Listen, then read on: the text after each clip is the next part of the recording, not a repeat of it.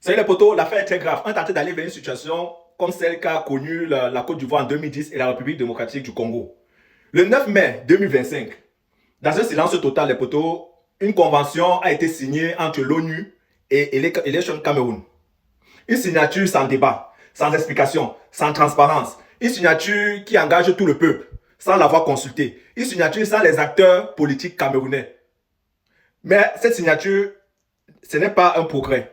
C'est une stratégie, c'est une manœuvre et c'est encore plus un piège. C'est un grand piège.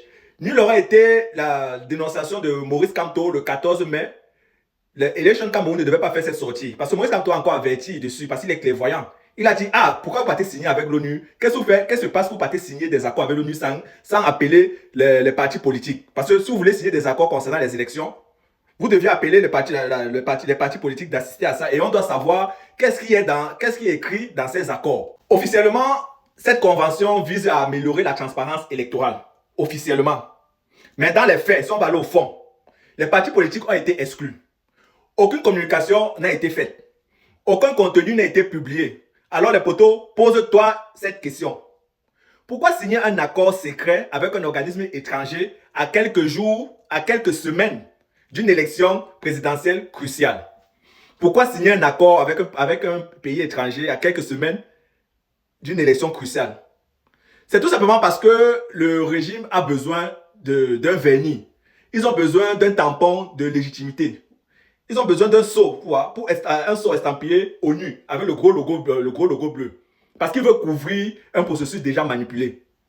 Et en faisant cela, les poteaux, ils sont en train de faire deux choses, à savoir ils sont en train de faire un blanchiment de façade du processus. Sachant que Eleka est largement contesté pour son manque d'indépendance vis-à-vis du pouvoir exécutif.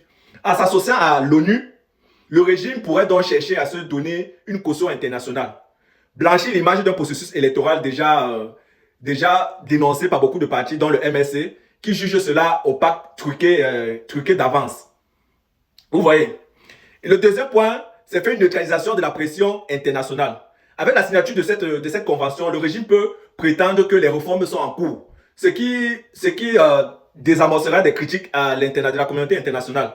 Cela va affaiblir les revendications des partis politiques d'opposition qui exigent des réformes profondes du code électoral. Donc les potos partagent déjà cette vidéo. Partagent parce que c'est très grave. On ne faudrait pas qu'on s'en compte, on se retrouve dans les mêmes situations qu'a vécu la Côte d'Ivoire.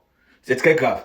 Parce que ce que l'ONU a fait, c'est une ingérence très dangereuse. L'ONU dit ne jamais intervenir sans le consentement des États. Mais quand ce consentement vient d'un régime répressif, ce n'est plus une coopération, les potos. Non, ce n'est plus une coopération.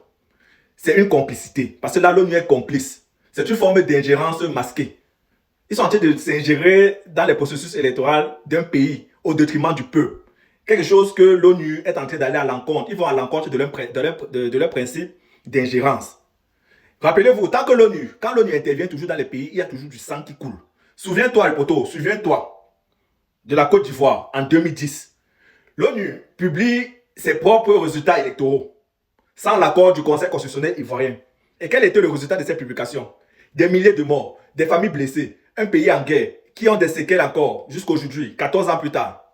Ils ont encore des séquelles. Souviens-toi aussi du Congo démocratique.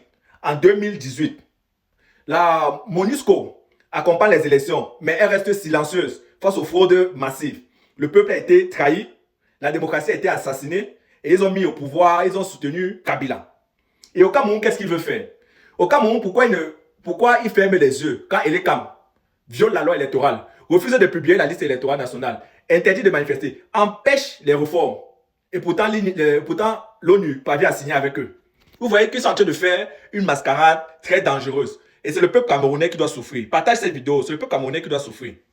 Car l'ONU, en acceptant cette convention, ils prennent pardon à la mascarade électorale.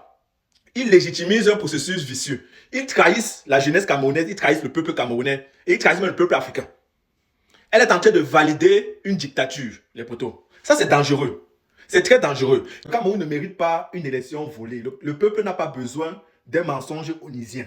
Ils n'ont pas besoin d'un mensonge onusien. Nous avons le droit de savoir. Nous avons le droit de choisir. Et nous avons le devoir de dénoncer. Le poteau partage cette vidéo parce que l'histoire est très grave. Quand l'ONU intervient dans un pays, à travers, ils ont toute une armée, ils ont le casque bleu derrière. C'est jamais bon pour le peuple. C'est toujours bon pour ceux qui veulent le pouvoir, mais jamais bon pour le peuple. Prenez des exemples dans d'autres pays. Je mets toujours la Côte d'Ivoire en avant. Lui, le poteau partage ses vidéos. Partage ses vidéos, car le savoir, c'est le pouvoir, le poteau. Le savoir, c'est le pouvoir. Ne restons pas là à rester dans des buzz. Pourtant, on est en train d'envoyer certains Camerounais. Beaucoup de Camerounais vont verser le sang à cause de cette signature-là. Beaucoup de Camerounais vont verser le sang à cause de ça. En bon entendeur, Saline. Partage la vidéo. Ciao, ciao.